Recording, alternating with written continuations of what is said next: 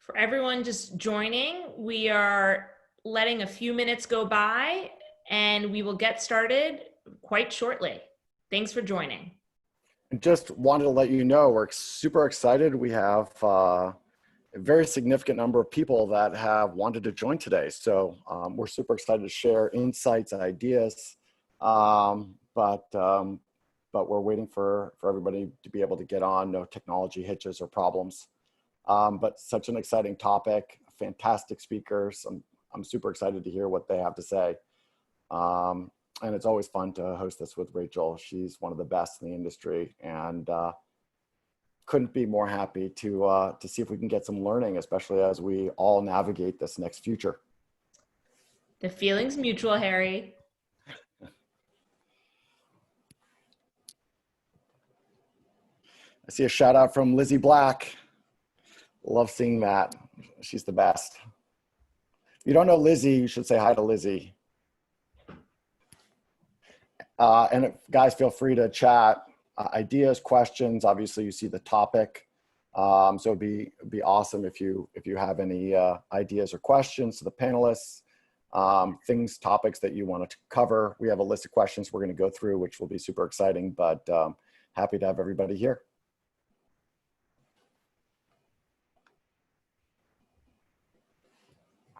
Harry, we're really pulling in the crowd right after Memorial Day weekend. Yeah, no, I think everybody was, with the 3-day weekend, hopefully they were bored out of their minds like I was, although I'm sure people in other parts of the country where things are opening up a little bit more probably had a more fun weekend. Plus the weather was so weird yesterday here in New York. It was totally overcast we decided to get out of the city. And it was like in Connecticut, it was freezing and overcast. And then when we drove back around 3 p.m. in the afternoon, it was like bright and sunshiny. So yeah. Strange weather this weekend. Weird weather all around. I mean, this entire month has been like overcast in New York like crazy. I know. Listen, hopefully it gets nicer. And so I feel like we're nearing the time to get this party started, Harry. Let's do it. Okay. Take us away. All right. Well, Kargo crew, thank you for helping us organize this. So welcome everyone. Harry and I, this is a long time in the making. And to be perfectly honest, I wish it was on a boat in Cannes because he throws such a great party there. But this will do for now. And we're really excited to talk about the changes that MikMak and Kargo are seeing in the media landscape, in the shopping landscape. And I mean, for everyone who's joining, I feel like you're in our industry and you're experiencing the same thing. The last 12 weeks have significantly changed the way that people shop. And one of my favorite charts is the acceleration of e-com. And where we thought the industry was going to be in the year 2025 essentially happened on March 10th. And it's created a lot of chaos, but also a lot of opportunity. And we have some really amazing brands with us who have been quite aggressive to accelerate their innovation roadmaps to meet consumer demand. So I'm super excited to hear from them. But before we dive in, the beautiful thing about Harry and my relationship is that we see the world in similar ways, but we also have our different point of views. And I thought it would be a fun way to start, Harry, and represent both sides of the table. The topic today is consumer discovery in an online world, where customers might be spending less time in a physical shopping aisle.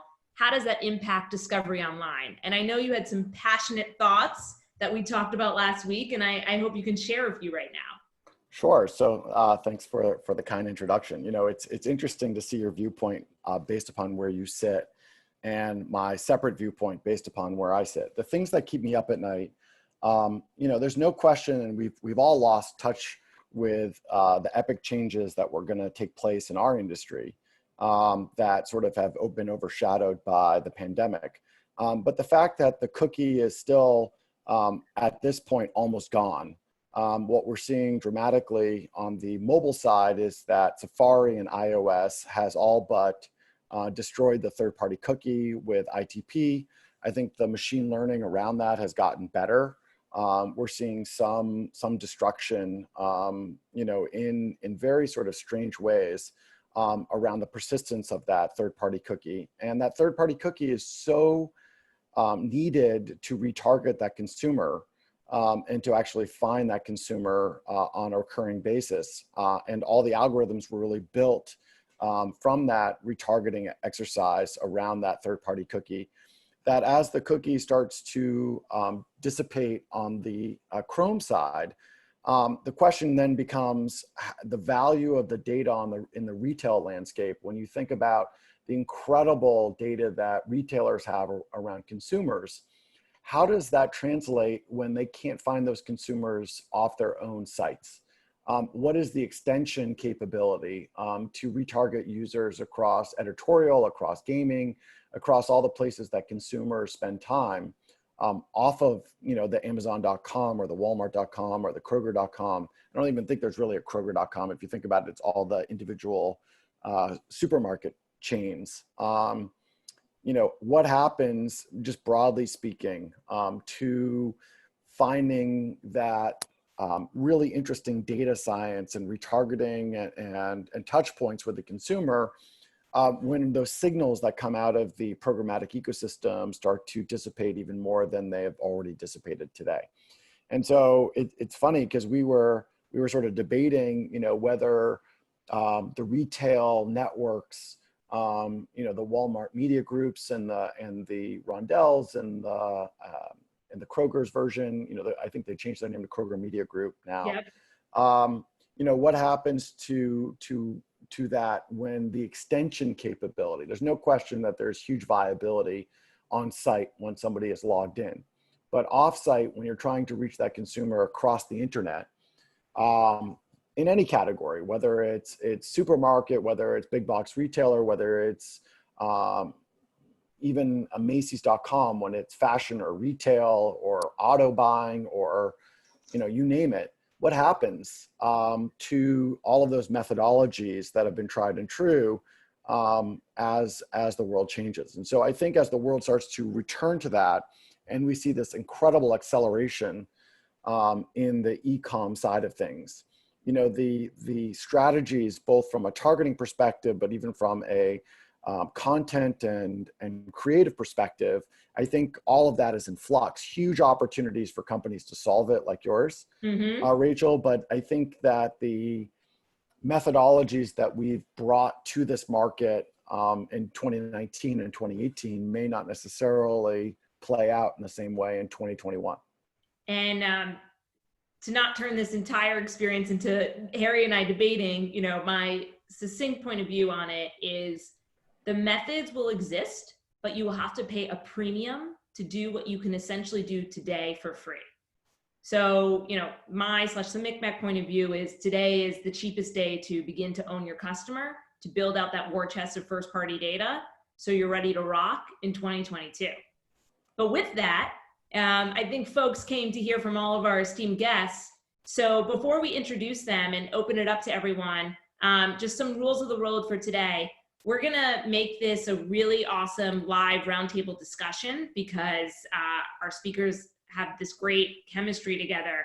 Please use the Q&A function. Harry and I will take questions from the audience, and feel free to introduce yourself in the chat.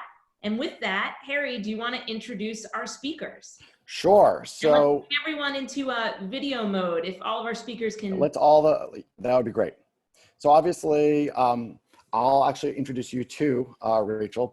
So Rachel Tipograph, she is the founder and CEO of MikMak, which is a shopping technology company that does she used to do, and she still does, incredible work around landing pages. But I think the analytics and sort of getting true insights into shopping behavior, I think, is really where you're evolving to. One of the, I think, the interesting companies in the shopping space and retail space, really thinking about what the future of that looks like and trying to give insights to that. We have Ekta Chopra, who's the VP of Digital at E.L.F Cosmetics. Super interesting insights that she shared when we did our session around the beauty space. I think we're excited to hear that. We have Josh Chersky, who is Digital Senior Manager from Reckitt Benckiser. If you don't know Reckitt, one of the largest CPGs in the world, great brands like Lysol and Enfamil from a baby perspective, which Josh works on. Super interesting insights around the digital shopping aisle and grocery, especially around baby. We have my friend Gail Horwood, who I've known for years and years, who's the CMO at Kellogg's. And so does Rachel. Gail was at J&J, so she has incredible insights, and now is at Kellogg's and is the CMO of North America. Really understands the space super well, and even debates with me at the time on the balance between TV and digital. So she'll bring lots of interesting insights, broadly speaking, across it. And then finally, Katie Kirkpatrick, who's the global owned platform leader at Bacardi. And I think, Katie, you focus on Patron specifically, but don't quote me on that. Super interesting insights around the alcohol space, especially with the change in consumer behavior around the home bar versus basically going out to the bar and sort of the social nature of that. So incredible group here to talk about each of their own respective insights that come from their respective businesses. Why don't you kick it off with a couple questions, and excited to get started. Yeah, well, thank you everyone for joining again. So like to kick it off with some conversation around the change in product discovery over the last 12 weeks. Ekta, I thought you would be a great person to kick this off, given that E.L.F. Cosmetics is available both within a direct-to-consumer environment and also in a retail environment. How are consumers now discovering your products over the last 12 weeks? How has that evolved? Yeah, a great question. And what I would say is for us, we're very lucky that we did a lot of digital sort of overhaul in the past 18 months. We've upgraded our ecosystem. We've, tested and learning a lot of new things, and one of them being augmented reality. So I would say that has played a really big role in the past 12 months, where the digital and the physical is sort of merging together, allowing our consumers to discover products in new ways. And we've actually taken that experience and fully baked it out in our mobile app now, which the consumers are just all over it, to just like try different eyeshadow colors to lipsticks and different things. So I think that has played a huge role for us, and it'll continue to play a big role as we continue this journey. So yeah. And do you know the folks who are engaging with your AR capabilities, are those existing customers or net new customers? Actually, it's both. What we are seeing is that new customers are coming in and they're engaging with our augmented reality sort of tool, but there's also existing customers. We're seeing an increase as well. It's directly affecting the conversion rates as well. So we're seeing goodness all around. I mean, the impressions on how many people are engaging has increased 6x. Like it's tremendous growth of how people are like discovering products through this tool now. So we talked about the one of the things that's exciting about the tool is it really replaces walking into the beauty counter, in the physical retailer. So it used to be that you go to the department store, you go to the counter, they would put the makeup, you could try it, you would sample it, but that's no longer available. So the idea is to sort of replace that same experience with the augmented reality app. How are other ways, if you have like a new product, you had mentioned when we were talking, sampling and the idea of like putting that into people's hands. What are the other ways that you're exploring getting people to sort of, we talked about serendipity and tripping across new products. How are you thinking about that? What are you doing to make that happen? Yeah, I mean, testers, I don't think they'll ever come back. That's just my prediction, but I think nobody's going to touch testers for a while when they walk into a store. So I think samples will continue to play a huge role. Digital samples will play a big role. I think, one of the things that I will say is that one-time use stuff that we would probably use with our retailers, probably, we're still looking at sort of what the overall strategy is going to be, but I think sampling will play a big role in this. It'll also give us, you talked about first party data. Through sampling, and if people take that home, I think there's an opportunity for a big data unlock, right? Like testers, we didn't know who was using it, but samples, there's an opportunity to message it in a way where they can use a a code, a promotion, or hey, scan this and get this, or become a loyalty member or something like that. Like a lot of opportunity to capture more of that first party data as well. So I think sampling will be a huge opportunity for us. Pairing that up with more applications of augmented reality and education, I think that's really going to impact the digital aisle a lot. Katie, you were talking about how sampling has changed within spirits, especially since sporting venues, restaurants, bars have been closed.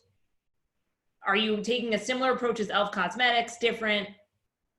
Well, so I think for us, it's really interesting. It is kind of similar in the sense that we're not reinventing the dynamic that has worked for so long and existed in these social gatherings. So when you think about that experience of walking into, whether it may be a restaurant or a bar, and be able to interact with that expertise of that bartender, to be able to, from a discovery perspective, to say, hey, I like something sweet, or I like tequila, or I like vodka. And that bartender to be able to recommend or suggest new cocktails or new spirits to try and taste.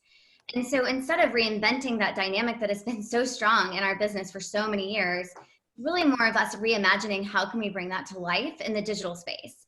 And so, and it's not anything new, I would say, in the retail space, but how we think about cocktails and recipes and product recommendations, and being able to bring, again, those two, from the bartender to the drinker, and being able to bring them together in a virtual way has been really powerful during this time, especially in this new landscape. So how we're thinking about search and social, looking at it from the biggest aggregator of recipes and cocktails, ingredients, and then also thinking about, again, the role that the bartender plays, which is such a big part of our business, and leaning into that. You talked about the home bar and sort of the home bar expansion when we talked, and you also talked about sort of supporting those bartenders who are local or people know to help them do more virtual sessions. Can you talk a little bit about some of the programs that you're thinking about?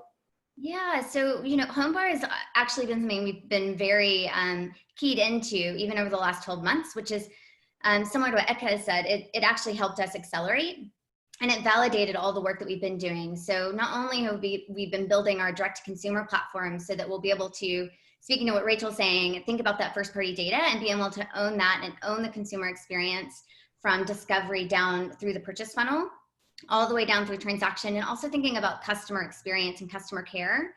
But in the meantime, we've been really leaning into the channels that are available. So we think about search and social, and bringing not only bartenders, but also our ambassadors. We have so many Bacardi ambassadors, and bringing them into these channels and being able to connect them to consumers and drinkers. And so we've seen some great things across the brands. Patron is a great example as well, where we've had the, we've had ambassadors and bartenders work with drinkers to say, well, what ingredients do you have in your pantry? So right now, we may all be low on certain items. So what's in your cupboard? And then being able to have those experts say, well, this is what you can make with those 5 ingredients. And really helping them through that cocktail experience at home. And, we may be drinking less, but drinking better. So what are those cocktail experiences that someone would want to have that feels kind of not only discovering new cocktails to try, but also mastering their favorites. Mm-hmm. That's great. Gail, I know recipes, is core to your food category, and you're seeing interesting trends with something like Pringles. How has the consumer shopping experience changed for you over the last 12 weeks? Well, I think everybody sort of touched on it, starting with you, Rachel. It's really accelerated behaviors that were emerging or in place and nascent. And so for us to be sort of connected to that consumer and truly understanding their needs, we've had to, I think one of the things that's interesting, we're talking about this acceleration, not just with the consumer, but within our own organization. So at Kellogg, we were on this journey to be, as culturally relevant to our consumer as possible. That changes a lot in real time every day now. So the landscape across the country, depending on what state, what county, where you can shop, where you can't, what foods are available, what aren't. And so we've had to be really agile about the way we not only produce our messaging, but the content behind it. So that's been kind of both energizing, exciting, and complicated. But what it helps us do is really take a beat on what's happening with our consumer, and the first and foremost be as relevant to them as possible in the moment. So truly understanding their needs. And what it's done is it's really simplified our jobs in some ways, because I think there's a lot of distraction in marketing, or there can be, particularly if you're in experiential marketing, where we were leaning very heavy, and will continue to play, but that's evolving. So truly understanding, how do we be relevant for the consumer in real time? So whether that's showcasing new uses for our foods, new ways to enjoy them. It could be crafts, it could be, you know, making Rice Krispie treats relevant at Mother's Day or Easter or whatever holiday recipes, etc. But it's being clear in the moment what is going to be relevant to that consumer, and then reaching them. So building on what Harry said, really understanding who you need to reach, where, and in what context has become even more important. So really accelerated.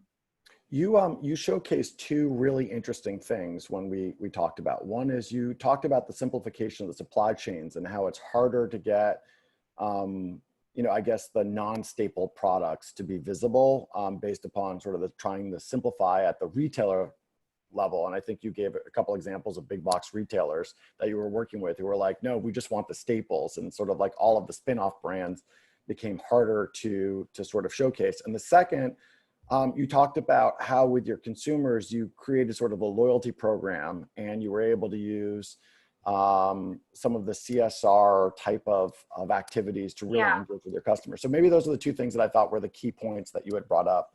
That would be really helpful. In terms of our messaging and CSR, I mean, I think one thing that's important is to be very clear on how you're helping in this situation. And Kellogg has a obviously long tradition of helping feed the hungry, and we have a long time association with Feeding America, and we are doing a lot of donations. I think one of the things we activated very early on that was exciting was we have a loyalty program called Kellogg's Family Rewards, and we very quickly pivoted to allow our consumers, people who buy our products, to donate their loyalty points on behalf of Feeding the Hungry. And we really overnight raised a couple $100,000 of our consumers donating their points to Feed the Hungry, and, you know, sort of building on the philanthropy that we were already activating. So it was truly exciting. I think, you know, I go back to this point of simplification, and right now, depending on where you are in the country, it's hard to get new innovative products into store because stores are constrained, right? You know, people are just trying to feed themselves and their families, and they just, you know, are looking to do the basics. They're spending as little time in the store as possible, obviously driving all this online behavior. But the reality is you know, e-commerce can't serve all of those consumers. I mean, how many of us are trying to order online but are forced into the store? So if you're in a situation where you're just getting in and out of the store really quickly, you just want to get the staples. You're not, you know, putting a fancy spin on it or introducing or trying. It's not a point of discovery of new products per se, but you just want to get in and get out. So we've been very focused on making sure we're supplying our foods to as many retailers as possible, but also simplifying choices online. So being really clear on, you know, just, you know, the core products that we're offering, and making sure that messaging tracks to what consumers are actually buying now. It's not necessarily a period when they're discovering all sorts of new things. They just want to, you know, feed their family and have them be full in the morning or in the afternoon. And so it's not a time for real fancy spins on things. Gail, does that mean that you put on hold launching new products that might have been in the works? You know, it's not per se. We're working really closely with all of our retail customers on the optimal time to launch products. So it's really working in partnership to say when is the right time based on when our consumers are ready for them, when our retailers are ready for them. I think we're definitely you know, looking at that and in contact with retail customers every single day. And there's a much more focus on the right time for things based on when consumers are going to be ready. So that's just, you know, based on insights and feedback from our retail customers. Mm. Yeah, there's some, it's interesting because that discovery element, hopefully, you know, as we get out of the current environment where it's just back to the basics, as there's sort of a desire to sort of branch beyond that. Do you have any insight when that timing is, and on top of that, you know, how do you sort of start to tease that out if digital has become a much larger channel? I certainly have no crystal ball in terms of when consumers are ready to try new things. I mean, I do think we're seeing consumers become a bit restless with sheltering in place and want to come back to some normalcy. That being said, there's a new focus on their family and frankly on core basic fundamental sort of needs. And so, you know, we're entering a recessionary period. A lot of people are out of work. And so I think the focus is going to be on the basics for some time. That being said, I'm also seeing consumers look for kind of a return to what they always loved and knew, and you'll have some of that. So I think the net is you've got to be really agile. And there's these sort of long planning windows and the, you know, sort of detailed plans that take, you know, months and years to execute. I think that's going to go a bit out the window. And it's really about being able to execute in an agile, almost real-time way and do more kind of test and learns online. Yeah, you talked about even your creative process. I think I see some questions around sort of media and sort of driving media business. Why don't you talk to us about like one creative change? You were talking about the timeline. Yeah. So we've been working, obviously, you know, we had to replan everything a year, you know, it's at first a half a year and now a year's worth of you know, execution in weeks or months. And I think one of the things we got comfortable with is ideas and the length of time it takes to get them into market. And so working with our creative agency, Leo Burnett, we started bringing ideas to the business in, you know, things we can do today, things we can do next week, and things we can do in a couple of weeks. So rather than this, like, you know, here's what we're going to put into market in 6 months, what can we do today and how do we evolve that? And so we've gotten really comfortable with this idea of doing things in a day, which is not the typical timeline at a big company. That's yeah, you turned around a TV campaign, you said, in 1 week. It was from 7 days from idea to in market. We did, our CEO, Steve Cahillane, wanted to do a thank you to the essential workers, breakfast as usual, and we've just done a follow-up morning people, but it literally was idea to execution in 7 days. So it can be done. Wild. So Josh, you know, you also have an item that's considered essential to so many Americans. Have you seen a change in the customer journey when it comes to mom stocking up for her family? Yeah, absolutely. I mean, for us, it's interesting because we have a finite consumer. Moms are typically in our category for anywhere between 9 to 12 months at the max. So for us, just kind of building off of Gail and this previous commentary, we refer to it as frictionless user engagements. So in that instance, that mom decides that she wants to supplement or completely replace for breastfeeding and use Enfamil. We need to be able to educate her on our portfolio of solutions and talk about the superiority of our nutritional value in a way that you have to do more so from an online perspective. So we're trying to replicate that in-store experience of the mom being able to hold the product, look at the packaging, understand the differences between us and others on the shelves, and be able to do that in a way that conveys simplicity to the messaging without confusing her, because we do have a lot of different products within our portfolio. So it's being able to kind of lean in and again, echoing some of the commentary Ekta talked about earlier, we went through a complete transformation in the last 12 to 18 months of not only our brand, but our tech stack. So we're leaning more in heavily to our CRM and first party data more than ever.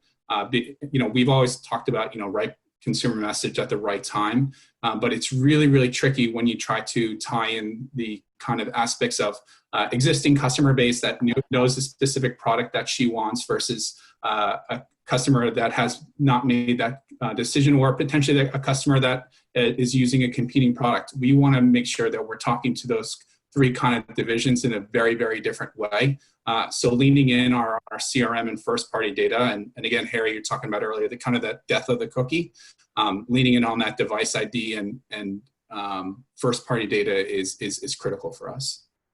And Josh, how is that translating into your media plans? So I understand from a creative and messaging standpoint, there's a focus there. Have you made shifts in how you're planning media right now? Yeah, we plan in an omni-channel consumer journey mindset. So that awareness, consideration, acquisition, retention phase is hypercritical for us. What I do see some of the changes in kind of our dynamics as kind of COVID has come online is we've shifted more towards mid and lower funnel because of the consumer mindset being more in kind of purchase and inventory mode than kind of like, I want to try potentially something new. And again, something Gail hinted on earlier. We've shifted downwards in terms of budgeting to account for just the massive influx of e-commerce demand. I think that's a great segue into a question I see from the audience. So I'll pose it to you, but also the rest of the panel, please chime in. So this is from anonymous attendee. How can media partners help brands drive actual sales or lower funnel sales activity? I love hearing what the brands are doing, but is there something specific that a media partner can do to help further these initiatives? So in terms of, Josh, you guys partnering with publishers or platforms at large to help drive the bottom line, are there things that they could be doing more of to better support your goals? Yeah, I think it's really back to that consumer journey planning and consumer journey mindset. For us, I think contextual relevancy is so underevaluated or underappreciated these days. I think contextual relevancy is critical to help understand if mom is in shopping mode or she's in an influencer based perspective. It really is critical for the publications and the partners that we work with to help understand, like, how do we reach our consumers in an engaging way, especially in the instance that we can replicate a lot of things that we want to do in store. So being able to tie in your platform's audience to kind of business results helps us make that connection and stronger partnership. And are you using for that sort of that, since you're not necessarily the retailer selling the product, which is, I think, the challenge that almost everybody has, if you're not the actual retailer and see that sort of cause and effect, what are the ways that you actually track that performance? And what are the kinds of signals that are telling you that, you know, you're being successful? Harry, you know, building on something you're saying, I'd love to see our publisher partners forge direct relationships with our retail customers, because I'd rather see actual data than the signals, right? So, and that's kind of what is so appealing about the retail networks, is you're starting to learn and gain traction with that and experience how to use media in a different way. And so personally, in an ideal world, I'd love to see more partnerships or some more unified measurement solutions. So we're less about the signal and more about the actual sale. Results. It's, without getting into it, you know, we've spent many years now spending time with most of the big box retailers. And it's interesting to figure out where that data sits. Does it sit at the retailer? Does it sit at the publisher level? How do you combine those two things to get a result that's, and then the question is, if we're the digital side, how does outdoor, how does sports, how does TV broadcast all impact where you understand efficacy on one channel in as part of the multi-channel? And you and I have had these debates. Yes, we have. But I do think that, you know, the topic here, which is, you know, if we are a more e-com driven society coming out of this, if the user behaviors and habits have changed, are there specific types of creative, are there specific types of targeting, and are there specific types of measurement that will actually help us start to put those pieces together? I can give you one very specific example. One of our partners is a large telecom company who obviously cares about signups of phone service. That is to them the be all end all. Currently, they're using Google DCM as the driver of determining whether somebody that dropped on their landing page actually converts, which I think a lot of people do. And there's some questions as to efficacy of Google DCM in an Apple Safari universe because of the cookie issues. So putting that aside, what's really interesting is that our optimizations toward success using Google DCM, there's even like a rights issue. It's like, will they allow us a real-time feed of their conversions that can feed into our ad serving platform and supply source, basically our exchange, to enable us to create algorithms that have real-time optimization toward those results. And you would think that, okay, you just sort of work that out, but the privacy issues and the legal issues and the restrictions, along that very simple, very straightforward optimization, which is we have very smart algorithms that actually let us optimize toward viewability, allow us to time on page, consumer lift, overall sentiment, engagement. Ultimately, you would want those same algorithms to actually be able to optimize toward DCM conversions and signups. But that connection of the very back end to what's happening on the consumer page, we're not there yet, I think, from a legal and metric society. And so you have to figure out some kind of in-between to get there. Well, I think the big question there, Harry, is even if Google wants you to do that, right? I mean, the behavior that I see within the overall ecosystem is that the platforms and the retailers want to capture as much spend as humanly possible, which is what prevents the partnership scale that you're alluding to. Because why give money to BuzzFeed when you could just give money to Roundel directly? And I think these are the dynamics that we're all trying to navigate together. Yeah, but the challenge is that Roundel doesn't have those signals off the page. It's not, they don't see that consumer because frankly, Roundel has to buy through an exchange, which doesn't have signals on the page. And I've gone through this with, Christy is fantastic at thinking about this and her whole team, Dave and AJ. The interesting thing about that is how, what are those partnerships that you can form that sort of solve the end-to-end? Because in the end of the day, Gail and Katie and all of you, Josh, you don't care. You're just like, I just want to know that it's going to work. And if you can bring me a package that's going to work, I have more money to spend or I have less. Yeah, I mean, we care. It depends what your objective is, right? So there's what I think one of the things that's been really interesting is this merging of performance and brand marketing online and driving to e-commerce, because as recently, maybe even today, but as recently as a year ago, it's like, how are you converting? How are you converting? How are you converting? It seems very clear. We're not a direct to consumer business at this point. So we want to build brand and convert. We want to do it all. And the question is when and how. So it's not one or the other. So it's not just that we want the data, and we want to understand, broadly speaking, how big brands can grow equity and convert. And when is the right, can that all be done, for example, off of a shoppable ad powered by MikMak?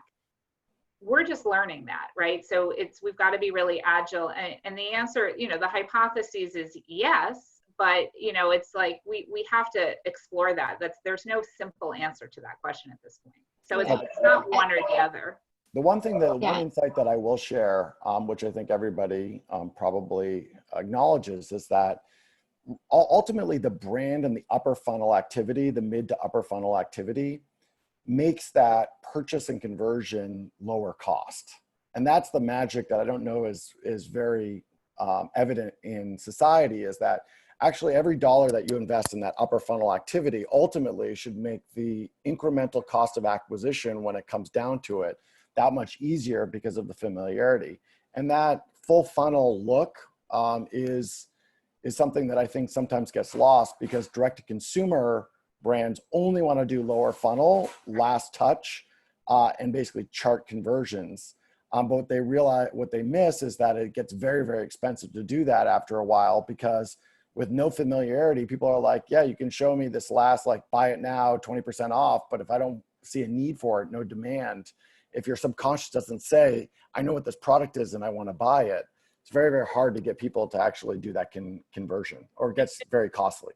There's one more element to to your argument, Harry, which is something that we're seeing. You know, there's this debate right now with brands. Should they be spending during COVID or not? Because consumer demand is there for the products.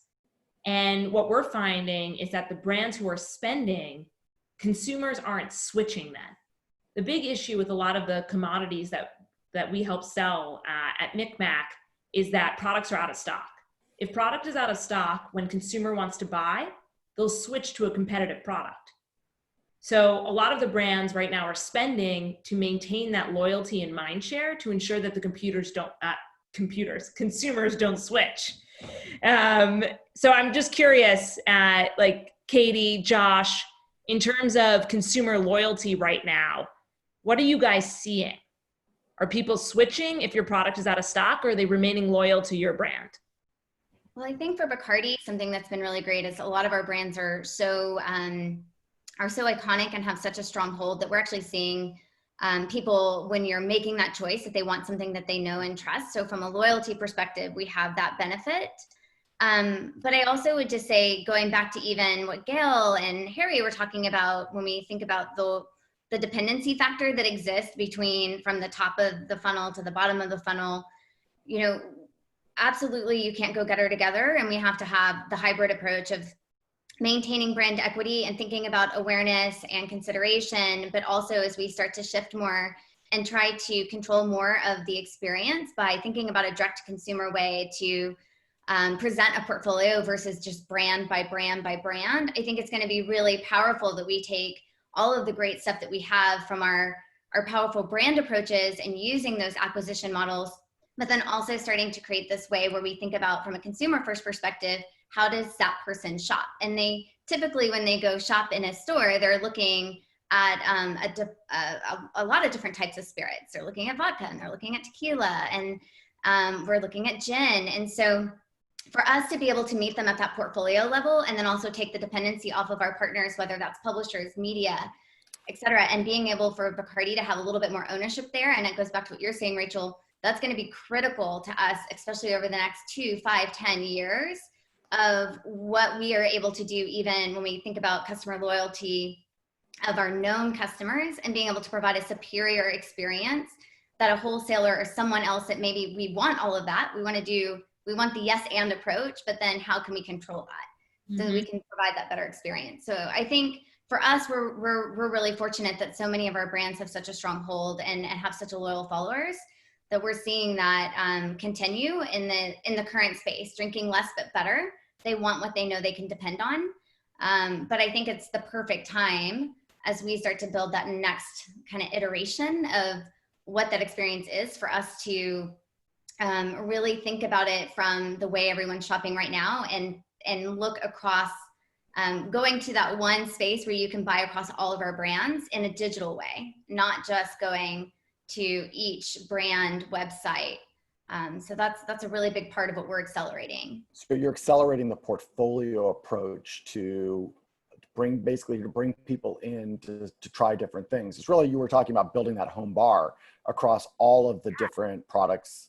And your home bar has so many spirits, right? You don't, you know, most people, when you have a home bar, you have a sampling, you have different, now you may drink more tequila than you do vodka. That's great. Either way, we want to be able to serve all of those needs. And I think it's kind of like what Josh was saying when he thinks about the portfolio of formula, even similar for us. We want to think about it as comparison and understanding, and being able to, if you want your bottle of Grey Goose to show up every 2 months for that home bar, or you want your bottle of gin to show up every 4 weeks because you drink more, you know, gin and tonic than you do martinis. But we want to be able to service the whole home bar, not just one at a time. What are you seeing in terms of the two questions that I see? Two questions. One is on the media spend side, how do you know when to invest more in upper funnel and then to pull back on that and push more to lower funnel, like that sort of stop and start approach? What are the signals? And the second question is like, which is totally, I see another question. What's the difference in consumption patterns that you're seeing now that people are consuming more at home, in terms of purchase and how you approach the market? Katie. Great. So from a media perspective, I don't have the silver bullet answer on, if we did, wouldn't that be amazing to know exactly what the allocation should be of from just what the objectives should be. Is my objective awareness or consideration versus conversion? I think one of the things that we've learned though is that the recipe aspect of that, whether it's a recipe and something more like a guided selling of like a how-to or what makes a great cocktail at the awareness stage, but then moving into the bottom of the funnel and thinking about a recipe and a buy now, right? How do we make that convenience, that effortless, kind of frictionless approach to be able to connect someone to easily get that bottle of their favorite spirit in their home, whether that's through a third-party vendor like Reserve Bar or Drizzly, and using MikMak or other ways to be able to have that inventory transparency, which is so challenging in our space. So I don't think that, I mean, I wish I could say if we knew, I think that would change everything if we knew the exact way to do it on a consistent basis. But then from a purchase perspective, I think what's interesting is there is a higher frequency of people drinking cocktails at home. And I think, you know, what's great is that just like what Rachel was saying earlier, the last 2 months or so has really taken all of the work that we've been working on. And I think Eka said it too, we've been preparing for this. It's just, this is validating, one, everything that we've been working on, and two, accelerating it, because we now have the ability to think about that frequency of home bar or cocktail making at home. And, you know, we want to make sure that when you're sitting there and you have the ability to choose to make something at 4 o'clock or 5 o'clock, I don't know, I feel like every day it's moving up a little bit earlier in our household as we're homeschooling. And, you know, it used to be 5, now it's 4, it might be 3 o'clock by the time we get to August. But when we think about that, I want to be able to say, how can we make sure that they have all the ingredients that they need and the support that they need to make that cocktail, versus reaching maybe for something simpler, like maybe another option that isn't, you know, a crafted, amazing experience that we want to be able to deliver. Go ahead, Rachel. Oh yeah, I'm just looking at the chat. Questions are firing. There's some fire in these questions, and I want to hear people's answers. Harry, one that I was gravitating towards, since there's a lot of, seems to be CPG folks in the audience.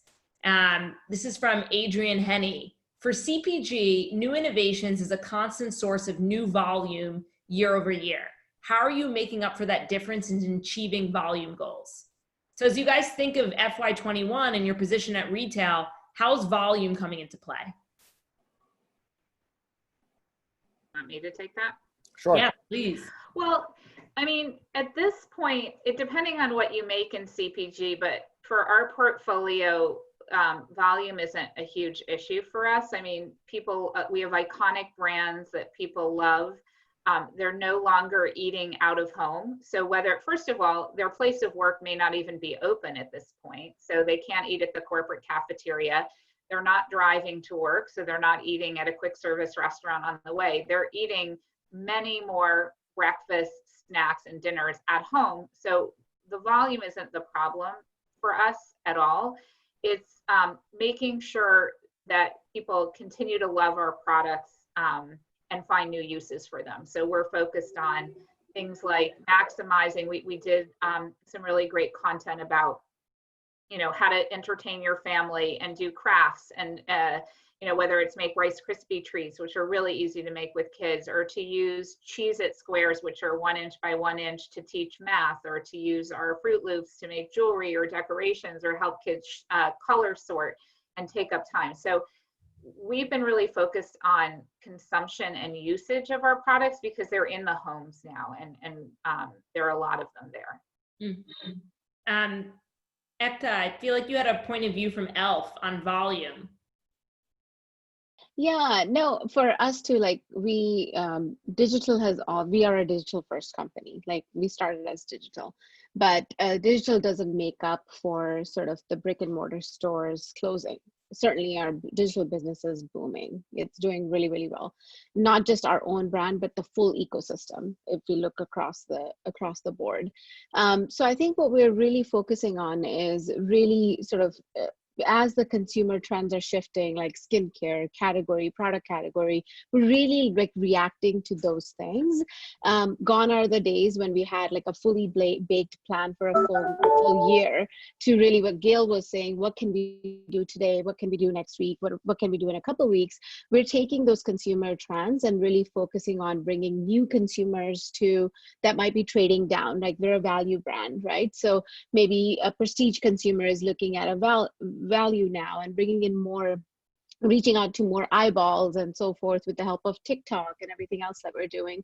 So I think we're taking that full funnel approach to try multiple things and bringing our brand, growing our brand equity.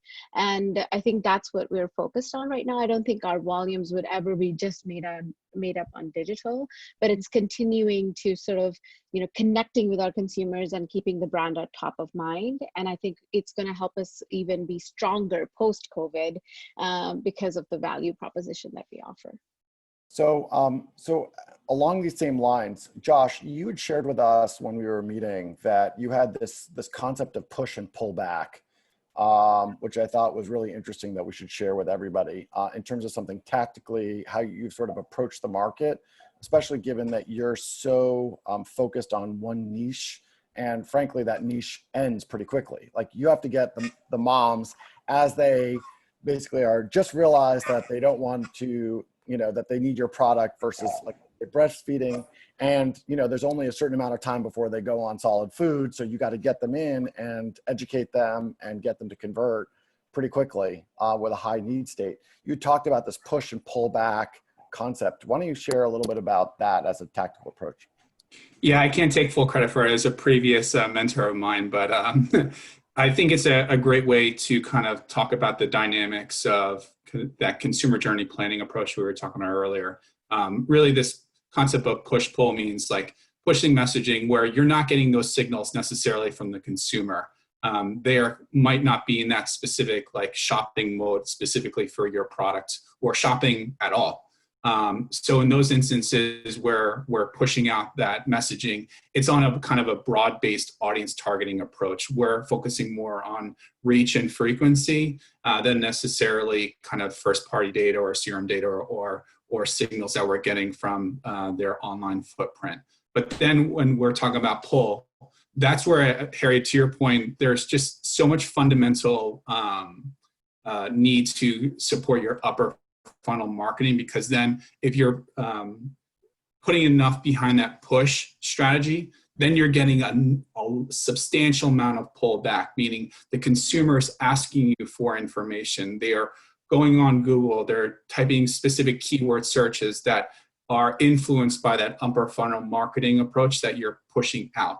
So for us, it's a constant mix, and I couldn't agree more with what Katie talked about earlier. We're looking at the data on a weekly and sometimes even a daily basis. All depends on the specific insight that we're trying to get after. But it really comes down to looking at multi-touch attribution, looking at assisted conversions to see kind of where those signals are originating, how they're influencing those mid and lower, and then taking those insights from those pull tactics of saying, all right, the consumers are clearly getting awareness and consideration from those upper funnel plays, but then what are they specifically looking for that's not being addressed in that awareness play that you might want to lead in more heavily on? So it's a constant mix of budgetary fluctuation, audience targeting, and most importantly, creative messaging. Josh, I see a question that correlates to what you just said from the audience. So this is from Christian. How important is Facebook advertising to your marketing strategy? Do you see Facebook as a viable bottom of the funnel sales driving channel? Appreciate the conversation. Thank you. Yes. So I think Facebook can be, there's a lot of ways you can use Facebook. And I think the type of approach you take to Facebook can be very different depending on the specific category you're in, as well as the specific brand that you focus on. So specifically for us, we leverage Facebook more in kind of that consideration acquisition aspect, because we're doing not only branding messaging, but we're leaning heavily in on influencers as well. So for us, it really is obviously imperative for Facebook and Instagram to be part of our buy. How much we kind of put into it is dependent on the specific type of year, what specific geography or audience demographic that we're going after.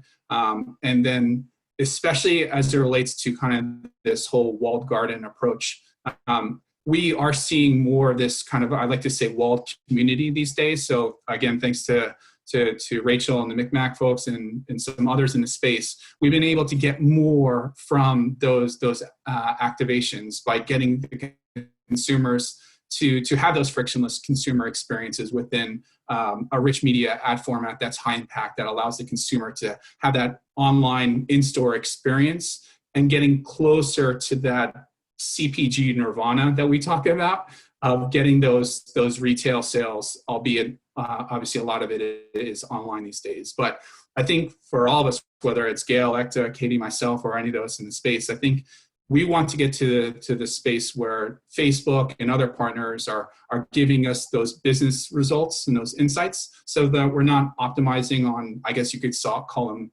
table stakes digital metrics. I think we can all probably agree that, you know, the click is dead.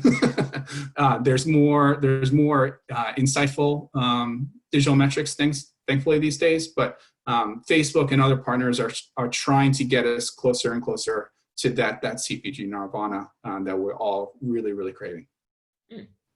I love that phrasing, CPG nirvana. So Harry, with 4 minutes left, I honestly feel like this could go on for 3 hours. There's so much fire happening. What question would you like everyone to answer before we formally end? So I think one of the biggest things that I would like to hear is, how do you see your investments in media, and how are those investments changing given sort of everything that we're seeing in the space through the end of the year? So let me sort of set up the question. One, we don't know when sports is going to return. I think there are a few dates that are coming out there that are out there already, but you know, it's uncertain whether it's going to be played in stadium, whether it's going to be played in stadium, but there's going to be consumers or fans in stadium. You know, obviously all the TV production is shut down right now. So new shows, the question of sort of what does that lineup for new shows looks like. There's a question of whether outdoor, given the number of people walking outside, it's very different. Times Square today is very different than Times Square even 6 months ago.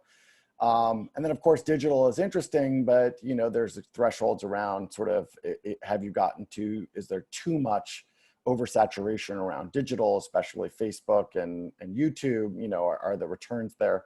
How do you guys sort of see your looking for new things, new alternatives, new investments? One of the things that we're obviously interested in, I think everybody's interested in, is like, how does content and commerce come together? Because that was mentioned, I think, in this thing.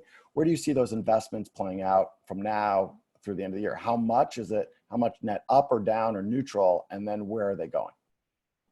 Gail, should we start with you, since you seem to be, and I think you're on mute. Sure. Sorry. Yes, I was on mute. So there's no question that it's again accelerating our interest in retail media and you know, performance driving tactics like search, etc. But it's also accelerating our sort of video anywhere strategy around really following the consumer in terms of where are they consuming video. So whatever platform that is. I think what's interesting is it's going to have to force a conversation about getting a lot more comfortable with new ad formats that aren't tried and true, because what we're seeing is a lot of new advertising opportunities come to us in the form of virtual events, etc., where the ad formats may not be standard. And we're getting very comfortable with that, and we're open to it because we want to be where consumers are. So more retail, more video. I wouldn't say at this point we're like dramatically pulling back anything, but it's getting more comfortable with sort of the new formats and frankly murky measurement. Katie, you're next. You're the next right box to Gail. Sure. So I think it's expanding exactly on what Gail's saying. I mean, video, search, and social. I mean, those are obvious places, especially video in search and video in social. All of that will play out. I also think it's not just the media formats that we play in. I think it's also how we approach those formats. So, you know, you mentioned content and commerce. I would also throw out community. I think that's a big piece, especially in the spirit space, that we have to be so mindful of when we think about our drinker experience and also our bartender, our trade experience, and how we're bringing those two together. So, I think we're going to be looking at channels and formats that are agile and easy to adapt. And we can, based on like what Josh is saying, getting those reads on a daily or weekly basis and being able to transition, where some of those more traditional channels, we can't do that. And so I think it's a mix of leaning into those, but also making sure that we're thinking about our own experiences and really accelerating those so that we have a better destination when we think about when we do get them, when we do pique their interest, whether that's awareness or conversion, that we're fulfilling and satisfying whatever that objective is in our space. Perfect. Josh, you're the next box over. Yeah, just to build on, I agree with what Gail and Katie are saying. I think for us, leaning in on those emerging ad formats, I think really sticks out, at least in my mind. Being able to have that immersive experience, but not being obviously annoying, is critical for us. We want to have compelling content that gives a reason for the consumer to engage, to kind of have those carousel type of ad formats that gives that consumer a reason to believe, swipe further to get more of that rich storytelling, bring them lower into the funnel, have them have the opportunity to shop within the ad experience itself, but then not have the instance where you're forcing them to leave that experience. So again, to the question earlier, whether it's Facebook or whether you're on, again, just one of our partners, like What to Expect. Those consumers want to be within those platforms because they're consuming content that's specific to that desire. But at the same time, if you're able to capture their attention, engage with them, allow them to add to cart, and then kind of get back to what they were doing, that's a way you can be frictionless as well as compelling in kind of this post-COVID world we're all living in. Well, you just gave me a major props to our engineering product vision as we keep on spending resources in this area. At least we know we're not spending them in the wrong area. Ekta? Yeah, it's ditto to Gail, Katie, and Josh, but all of that, but for us too, it's about focusing on the full consumer journey, full experience. And, you know, to us, it doesn't matter where they shop, but our brand should show up consistently across the board. And then I do think that, you know, from a investment perspective, it's a full funnel strategy that's not changing at all. It's leveraging insights and data. That's the currency for this ecosystem. How do you leverage those and actionably react to them? Fantastic. Well, I think that's it. Rachel, do you want to wrap us up? Yeah, that was amazing. Thank you everyone for joining us midday on a Tuesday. We really appreciate your time. We had such diverse speakers across industries here, and it feels like everyone was unanimously on the same page. Consumer demand has accelerated. E-commerce is no longer living in a silo, but it's becoming truly the heartbeat of how you're going to market, even if the shopper's choosing to shop in an omni-channel world, because some categories you can still shop online, like in stores at grocery stores. There's a pressure right now for collaboration from the brand side. How can publishers and ad networks and retailers work together to standardize measurement and opportunities for brand marketers? The reality is, if there's a fair way to measure it, there's probably more spend that is being willing to move there. And I have to say, you know, I've been in this space for a few years, and while we were ahead of the curve at MikMak, the level of sophistication now from marketers is way higher. So just from a vendor supplier standpoint, you got to be way faster and smarter on your feet, because brand marketers actually know what's up. And that for me is really exciting, because it's going to push innovation on both sides. Perfect. Thanks everybody for coming. Really appreciate it. Let's do this again. Okay. Have a great Tuesday coming off the long weekend, and looking forward to seeing you all soon, hopefully in a physical place all together, God willing. Thank you all. Thanks, Bye.